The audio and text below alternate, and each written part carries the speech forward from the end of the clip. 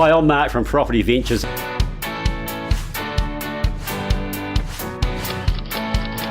Welcome to this week's New Zealand Property Podcast, where we interview the property expert around New Zealand.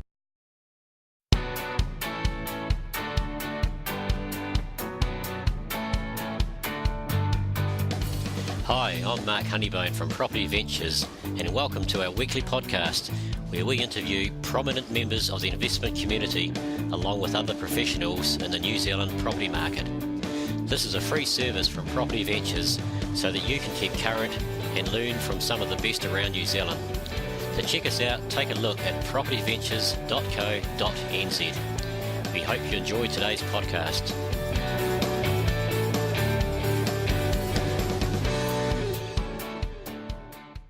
Welcome to our first ever podcast.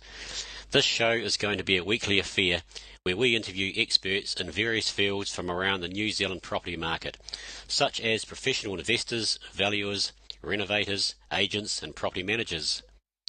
A bit about us. Property Ventures is a New Zealand-wide licensed buyers agency. We specialise in investment properties for the New Zealand property market, and you can find more about us on our website, propertyventures.co.nz. In our first interview, we're excited to speak with Kesh Maharaj to discuss life as a full-time investor. We will hear how he is now able to work but still enjoy more time with his family than he has ever had. We're going to hear some of his tips for investors and the way he has gone about building his property portfolio and other businesses. No matter where you are with your property goals, we think there will be something for you in this interview. Welcome all to this Property Ventures interview today with a very special guest, Kesh Maharaj from Auckland, someone many of you may have heard of or read about in different property publications or forums. I know he is an inspiration and a mentor to many. The property investor, trader, mentor and business owner. Welcome, Kesh, and we appreciate your time today. Thank you very much. Thank you very much, Mark. Okay, so for those who don't know of you that are listening, Kesh, and so they can build some sort of picture of your background before you started investing, so what were you doing and what sort of even age were you, if I can ask? Sure, no problem. Yeah, I was at 35. I was a chartered accountant at a major IT multinational, having held various corporate roles and senior finance roles in several companies. I was going through the normal, I guess, career aspirations that graduates have ever since I started working, to get your CA, continue up the ladder, getting, higher and better paying jobs, taking on more responsibilities. And I was getting to be very time poor, to be honest. But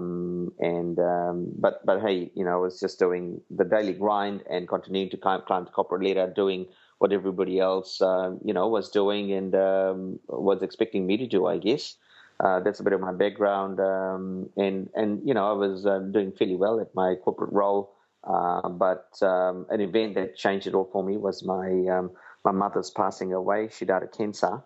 And that's what made me realize that, hold on a second, what some stage this can happen to us or to me, and then what have I got to show for it? Or if I look back, what was the quality time that I have spent with my family, or what are the things, the legacies that I'll be leaving behind? I really didn't see much there. So I really wanted to get into something that'll give me the opportunity to buy my time and to be able to spend the time the way I wanted, and to do the things that I wanted to do. Sorry, am I going ahead of the question here? No, that's great, and that's great because there are a mixture of people who will be listening to this, of some first-time investors and some professionals who've gone down a similar route, I guess, with there has been some event for them to reevaluate, hey, what is we need to do something different to secure our future. So no, that's great. So you're out there in the media a lot. We see in the Property Investor magazine with reports sometimes about all the wonderful things you've done in the last 5 years or so. You've done more than most of us with buying, creating equity and cash flow by holding your properties, and you repeat it over and over again, and you do some trading. So can you just briefly tell us what your strategy sort of was when you first started and how you successfully managed this? You just said about time being an important part of your life, sort of thing. Sure. Okay. So yeah, I mean, before I left work, obviously being an accountant, I was very conservative, and the numbers had to make sense, and I hated taking risks. I did look at before leaving work, I had to look at myriads of business opportunities, and things like coffee shops, cash businesses, and other businesses, I guess. But the risk, the risks were many. And it didn't allow me the elements of control. One of the things I liked about property investing was it allowed me to, have control over my properties. It allowed me to leverage, by putting 20% of my equity down. So technically, no money deal down. You could actually get the banks to fund you the whole 80%. And then every year, literally, your capital is growing. Most of my deals, in fact, all my deals have been cash flow positive deals, meaning that the rentals pay off the mortgage and then some. And it just started going from there. Really, I mean, when I look around, I really was looking for something that'll give me an economic value add, or capital appreciation, rather than just getting the cash flow out of the business. Also, so property was one of the things that stood out. And the way I approached it was to make sure that my bases were covered in terms of I had to obviously put food on the table for the family. I had to make sure that that the job or the work in relation to property investing was invigorating, and it allowed me to use all my skills and business principles and accounting principles. Whoops that I had built up over time. So what I did was I started buying properties that were cash flow positive, and all properties that were negatively geared, but then I could turn it into a positive cash flow, and at the same time building equity. I set about building up systems, meaning that nothing was left to chance. I had sorted out templates. For example, renovations. I've got a 35-pronged template for renovating a particular house, across all facets, be it replacing vinyls, be it replacing carpets, kitchens, bathrooms, toilets, vanities, etc., the color schemes and what have you. So it all came down to setting up templates and systems so that we could continually repeat it. And now I did this right at the beginning, knowing that this is the path that I'm going to be going down.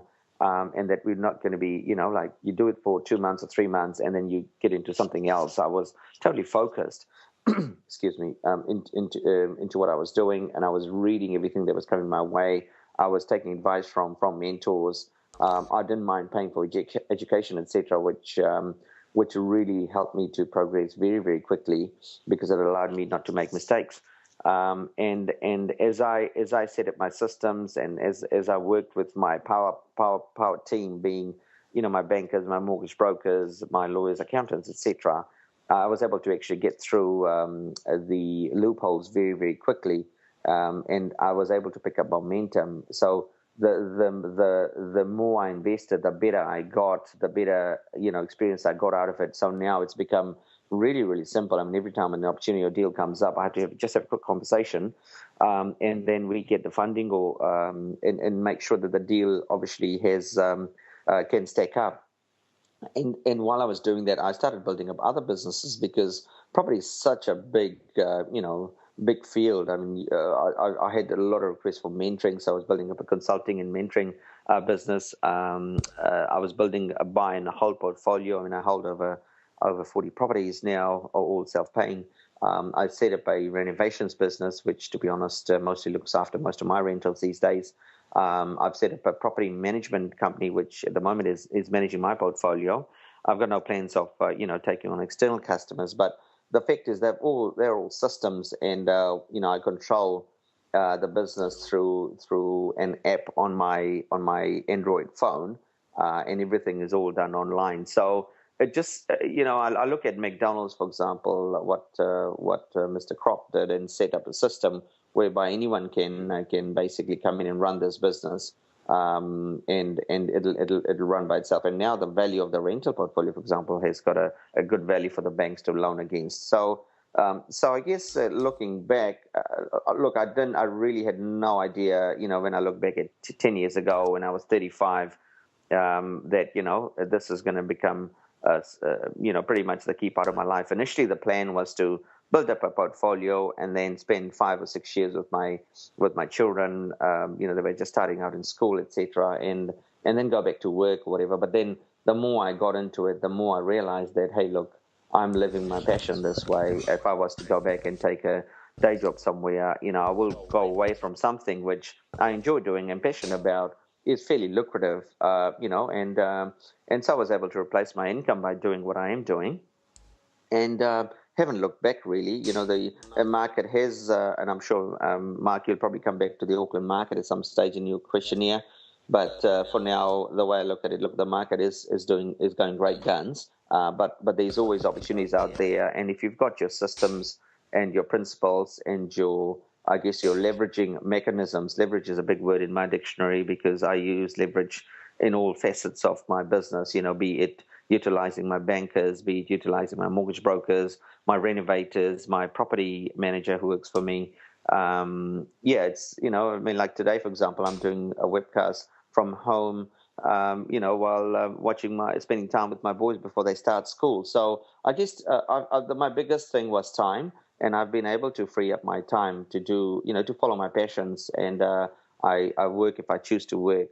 But at the same time, knowing that the future is fairly bright for me and for the family, I guess. The main thing, it was all about the family in the first place, about freeing up your time, which I've been able to do. But in the meantime, I've uncovered a whole lot of strategies and leveraging mechanisms and systems, which I guess from my background as a CEO, as an accountant, I've set up templates and systems for spreadsheets, be it measuring net wealth, be it measuring cash flows on deals, be it measuring the performance of a property over 10 years, and putting in sort of what if scenarios, etc. So I love the analysis part of it, Right. but rather than doing it each and every time, just let's set it up once, and then we just tweaked it. And I've got like mentoring clients that have used it, and they've found it to be very, very good, and it's it works out for them every time they look at a property deal. I guess especially for newbie investors, I definitely suggest get a mentor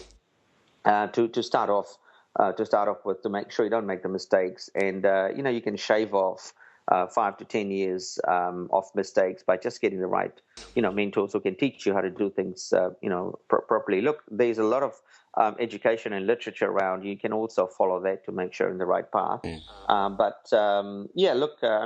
worked in that respect of setting systems, leveraging mechanisms, and having a great power team with you. Yes, systems are obviously extremely important, as is your power team, and to get the right people on your team working for you. Important thing you just said, and when you I guess finished as an accountant, the cash flow on that side of the business dried up a bit, and I think that's the mistake some people make. They throw on their careers early, and unless they've got that cash flow to keep going, they have to set something up. You've got your property management business, etc., to carry that on, but you need to have that cash flow keep the banks happy, and without the banks we can't keep on building our portfolio. And a very important point you said there. So when you started out, obviously the prices were slightly less than they are now, which also meant the cash flow was slightly better. So sort of moving ahead 5 or 10 years when you first started, the cycle sort of moved on. How have your strategies changed right now? So what things you look at now compared to 10 years ago? Sure. Look, good question. Look, at the same time, it's all relative. I mean, whilst I was buying at that time, the prices were cheaper, but then the rentals were cheaper also. So in that respect, it has changed in terms of prices have increased tremendously. Rentals in Auckland definitely have kept pace, but although not to the same level, obviously. Just a word of advice there. Yeah, there was a very good point in terms of, hey, look, if you want to get into investing, don't just throw in your day job and get into it straight away. Like for me, to even before I left, I had already started investing, so I had a bit of equity. I had also set up a line of credit, or revolving credit, as they call it here, with the banks, so that once I had left work, there was going to be funding available to purchase, at least a couple more properties or to put into renovations. So look, it's very important. There's a lot of people on high paying jobs or just on good incomes, which can be leveraged against. And this is before you actually throw in the towel to become a full-time investor. It may mean that you do after hours investing, do your day job, and then obviously go hunting for properties, etc. Until you're at a level where you've got funding. Once you leave your job, you've still got the funding to continue building up a portfolio, be it your capital, be it your cash flow. Nick, coming to your next question, how have my strategies changed? What I have started doing, I have noted the big increase in Auckland rentals. I mean, goodness, 30-40% isn't unheard of in terms of increase in cash flows. So what I've done is I've enhanced my properties. If it's let's say if it's a 120-meter square house, I'd easily make it into a 5-beddy as opposed to a 3-beddy, and increase the cash flow that way. I would look at I've definitely built quite a few granny flats, legally, of course. I've done slip-out conversions, etc., so that we can get more rental streams coming in. It could be rented out to one big family, whereby there's a higher level of rental income coming in, which makes the cash flow higher.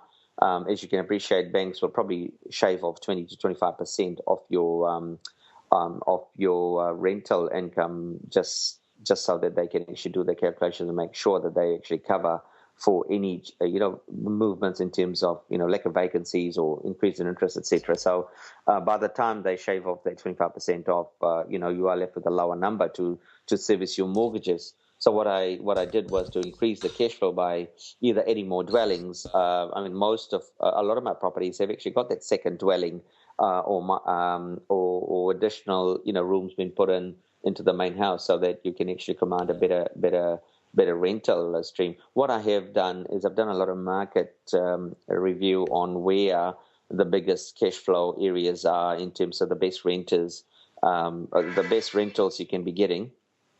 And I've invested in those particular areas. Whilst cash flow is important, capital growth is also important. So I've also picked up those satellite towns, etc., that's been identified in the Auckland Unitary Plan, which will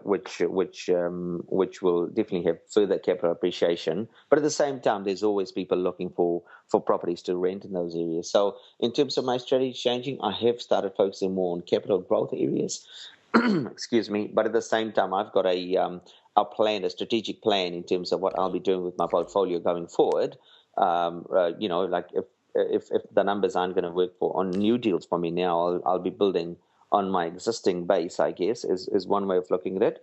But I think there's going to be some significant new changes coming out, which will make it better or easier for property investing in Auckland, especially with the unitary plan. And I'm spending a lot of time with my architects, my surveyors, etc., to make sure that we've got strategies to actually push through our capital growth on the portfolio and cash flow going forward. So there are certain plans that are there. I'm not a risk taker anymore. Like, I'm not into big developments as such. I take slow and steady steps, and very patiently and cautiously watch the portfolio and look at return on investment calculations to see that it's delivering better numbers than what the average market is doing out there, be it the share market, be it the bank rate of return, and what some of the bond payments are. I mean, I always make sure I'm probably into double digits of those numbers.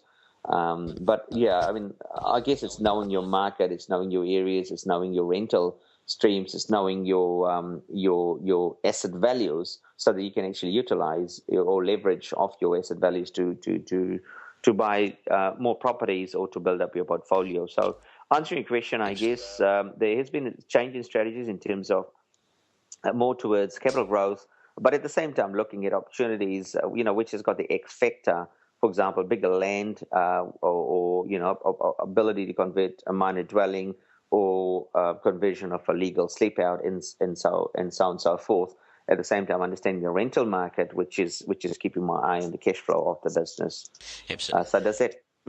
Yeah, absolutely. And the conversion of the sleep out is what some of my investors are looking at every day now, if they can add value, and obviously if you get it legally consented, that'll give you a higher value of the property as well as a higher rent generally. So that's all good. And just a couple of things I picked up on. Don't try to get too big too soon. Just be good at what you're doing and have your strategies, and stick by that plan, because you've generally got that plan at the for a reason when you first start out, I guess. Exactly. Yeah. And just to go on more with the Pacifics, people talk about being a local expert, and I think especially when you start out, that's uh, massively important. Do you agree with this, and why? And I mean, you've been in your area, I guess, for quite a long time, and because you're a local expert, you find out the deals through people you've come to trust, and it's part of your power team. Also, I guess that question relates to. I don't know if you've got any more comment Exactly. on that. Yeah, absolutely. Look, an area expert, I mean, I could easily take this IP into any area in New Zealand or around the world, I guess, and replicate this quite quickly and very easily just by studying the local area and having your local area networks. I mean, like I work with probably 20 or 30 agents that every time I get a call from, I probably drop everything and make sure I go and view the property and put an offer in. But at the same time, knowing the area also and knowing the market values, etc., I'm able to make decisions very quickly, and so that we can actually, be armed in with a sale and purchase to actually buy a property.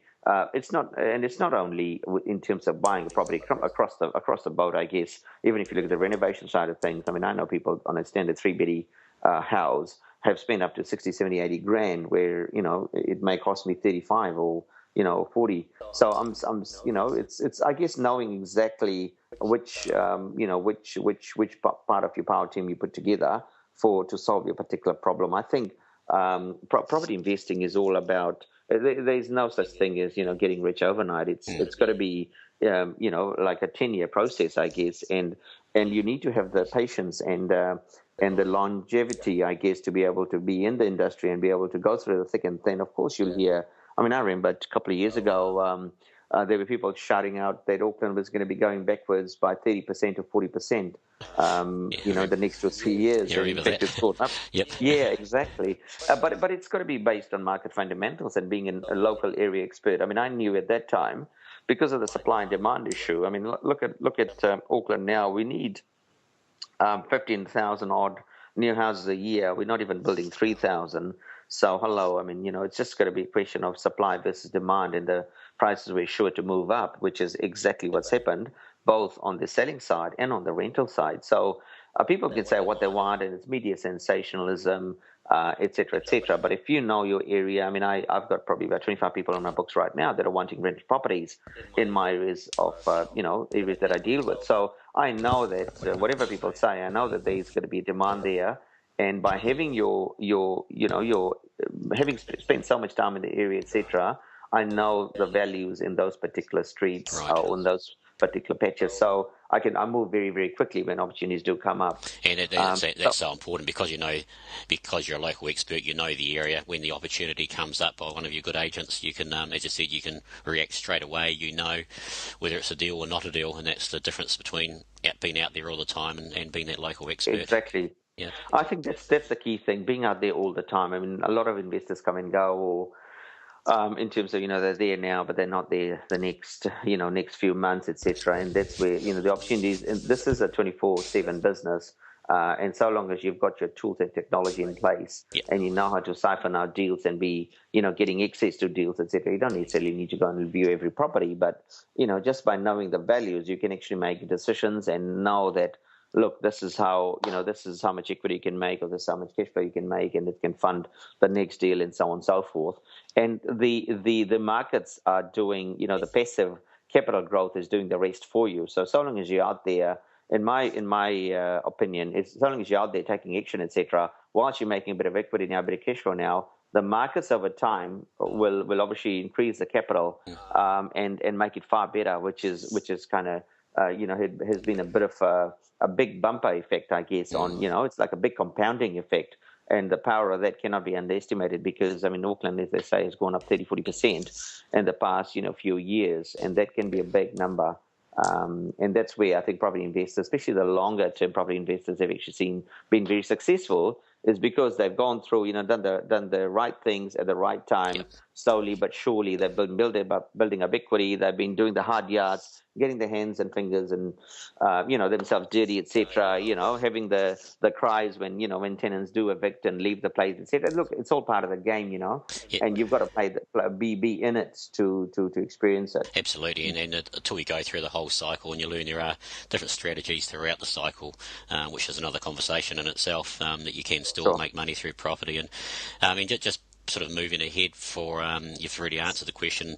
The Auckland market has made great strides in the last couple of years. The question was going to be in the next couple of years, where do you see things in Auckland and moving ahead? And you've already sort of mentioned that they require 15,000 homes a year and they're only producing 3,000, which says something about the market. It's not going to stop and it will go down in any great hurry.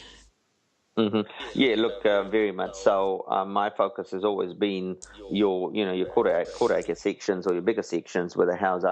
I'm not an apartment fan personally, only because I think it's the value of the land that goes up. I mean, the cost of building, sure, it's gone up by 10% or 15%, but the value of the land has gone up significantly. And so my strategy always from day one has been to buy bigger section properties, so that now, I mean, by hook or by crook or by chance, the Auckland Unity Plan has come into effect, whereby you can actually build more houses or subdivide or add further dwellings, etc. So my focus has straight away gone into increasing. I think cash is king. So you focus on the cash flow also, and that kind of gives my lenders or my mortgage brokers the surety or the I guess knowing that, look, this is a great business, bringing in good cash flow. Let's fund him more money to do a good sustainable business. So I think for myself, I am looking at for those properties that have got the additional land to definitely subdivide, build more properties, and provide and become a good quality provider of accommodation for tenants, and to build a good, continuing to look after the property portfolio that way. Absolutely. The odd opportunities do come up. Look, the deal of a lifetime in my book still happens once every 2 weeks. Yep. So if you're out there, I mean, it just depends. Like at the moment, I'm not that, I guess, no, I'm still ambitious and motivated, but I'm happy to lose the deals that before I literally go and gun for and Right. do whatever I need. I'd leave no stones unturned. Nowadays, I've actually taken a bit more, Yep. I guess, passive approach and say, hey, look, let's look after what we've got and what we can build from there. And so when I do that and take a look at the stock that I've got, then I'm thinking, hold on a second, these. Well, that's important, Kesh. You're still leaving some properties for the listeners out there, so Oh man, all good. That's great. Hey, just one thing to sort of wrap up from your side of it, Kesh, is there'll be the new investors listening to this. They want to get out there and get going. What's advice for them would you sort of give, and what personal traits do you think as an investor they need to have? I know one of them you already said is patience.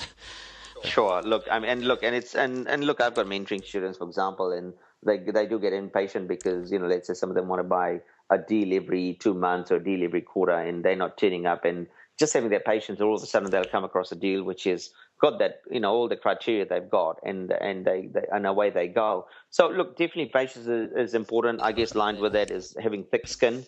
And being able to be told no, at least 99 times, and the 100th time you'll probably get a yes, be it with banks, be it with agents, be it with vendors, so just being persistent and being out there, obviously being motivated, getting out of bed with vigor and guts to make sure that, you're out there doing the deals, obviously understanding your the financials are probably a really, really key part to this whole thing, because one needs to actually have a vision.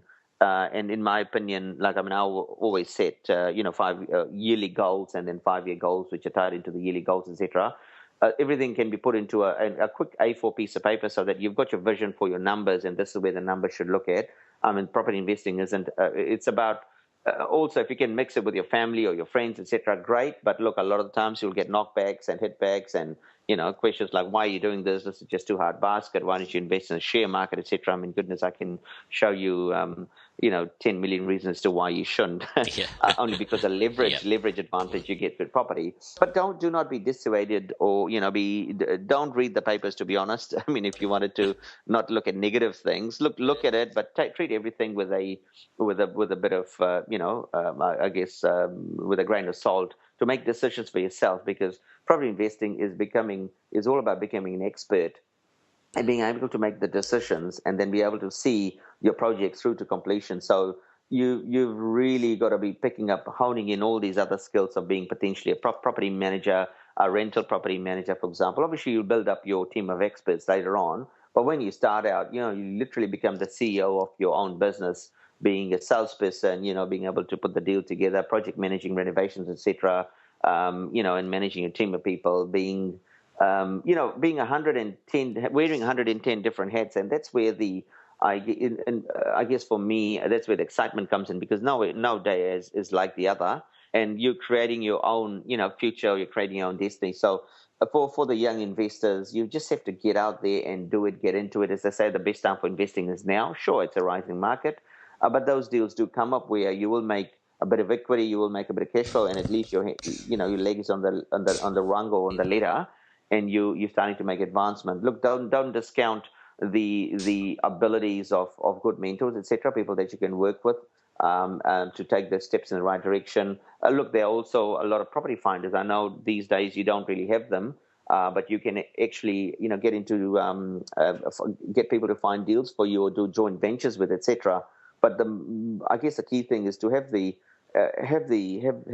tenacity to and motivation to actually go out there each and every day to start doing these things, and then arm it with a bit of education and support, around you with the right people, with your lawyers and accountants and whatever you, so that you get the right advice to set up your structures as you go through the process of becoming a full pronged property investor. I mean, when I started this probably 10 years ago, I had no idea that that this is how big this thing can get. And now, I've got my key players, the banks, etc., are throwing more money because they know what you're doing, because you become an expert in your field.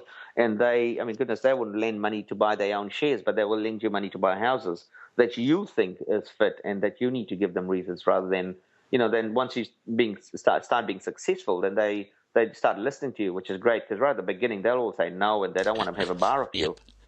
Um, so yeah, I mean, look, it's all about being motivated and being passionate. I mean, even now, like every time I get up and speak, etc., and I talk to young investors about these things, I get really, really motivated, and they always come back and say, "Hey, look, this is fantastic because just kind of."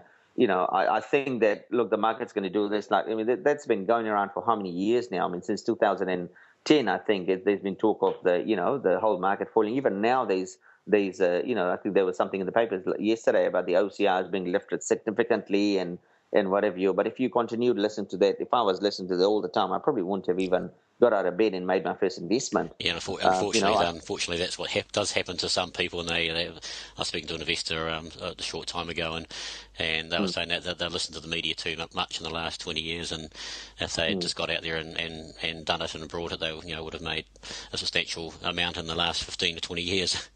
Exactly, exactly. I mean, look, obviously, I provide a service also, through my business, etc., where I do JVs or work with investors in terms of finding deals and what have you, and that's just one of the businesses that we do. But it's also, look, it does give people a lot of support and feel good factor, knowing someone's holding your hand and guiding them through the process. And sometimes there's also turnkey solutions whereby properties are done up, etc., and the numbers also work, and there's no reason why they can't take the step by, because it's kind of, what's the word? It's de-risked, I guess. Yeah. And you've got an opportunity here, and you can, once you know your numbers, etc., things become far easier. Absolutely. The problem I've got is a lot of mum and dad investors who don't really know much about it. One party that's really worried, the other party is just a bit too. The other party is that's I guess a bit too what's the word, risky, I guess, and it wants to take a bold step, and may go into a big development venture, and the whole thing falls over. I think being able to pull the reins together, working in a team of people, or with your partner, etc., we both work together and understand together. I don't think you should be done by just one person. If you're in a relationship, whatever, it's good to get the other party in, and to work together, because it's going to be a holistic decision, because it's going to be affecting both your lives and your family's lives. So yeah, I mean, advice to young investors: go out there, do it. But before you do it, obviously arm yourself with a bit of I guess education, reading, experience, read what's out there, listen to iPods such as these, etc. I mean, the likes of Robert Kiyosaki and what have you, to make sure that what you're doing is the right path, that you need to take, because everyone will say different things. I mean, I've got one of my bankers, I've had one of my lawyers, they're saying, even one of my accountants, I gave them deals probably 3-4 years ago. They wouldn't take, and now they're happy to buy the same deal at 3 times the price. I mean, go figure, you know. And so yeah, look, it's I think it's the time to invest is now, because as I say, the price of definitely in Auckland of properties doubles every 6 or 7 years, and it's I mean, in our case, it probably happens quicker. But I mean, I really think people should just be taking action in the right markets. I mean, you need to pick your markets, in the areas where there's obviously certain factors that you look for, which is, demand for properties, infrastructure developments, new roads, education, and so on and so forth. Good place to bring up families, etc. And at the moment, for example, within Auckland, I'm sure, look, you'll find it throughout New Zealand in different areas, and they'll probably meet the criteria also. But with these areas, you just cannot go wrong, I mean, values are still going up, rentals, I mean, goodness. And once again, if you look at trade me, etc., in some of the selected areas that I work in, you cannot find more than 15 listings at the moment. So it's interesting. Yeah, the rental market's certainly changing, that's for sure. Yeah, exactly. Yeah, just to sort of summarise a couple of points I picked up on during the last half hour is the numbers have to make sense when purchasing. Be focused, and that's very important. Have systems and plans in place. Know where you're heading, because then you've got a chance to get there. You have different strategies, and you're using these days to enhance the property, as in more bedrooms, adding a granny flat, or changing what's already there to a granny flat.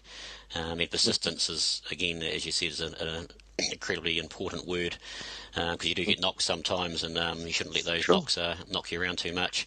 And as you just alluded to in the last few minutes, there are a lot of other opportunities with the property. You can different aspects of property investing, and we'll be looking at a few of those opportunities with further podcasts in the next sort of few weeks, or every week when you sign on and listen to them. Kesh, I'd just love to thank you so much for your time today. Property Ventures, thank you for your time and experience and the thoughts that you've said, and I'm sure the listeners have got a great deal out of what you've had to share. So thanks so much, and I wish you well. You might even be on another podcast later on yet. So thanks very much. Okay, I wish your listeners all the best, and and obviously if they take action, I think this is the time to take it, and and you're doing good thing there, Mark. So well done on Property Ventures. Great work. Thanks very much, cool. Kesh. Okay. Thank you. Cheers. We would like to thank Kesh for today's interview, and I'm sure you all got plenty out of his experiences and where he sees the way ahead in the Auckland market today and beyond. If you want to get hold of Kesh or us, you can at propertyventures.co.nz, or by emailing us at info@propertyventures.co.nz. We thank you for listening and hope you have an outstanding day.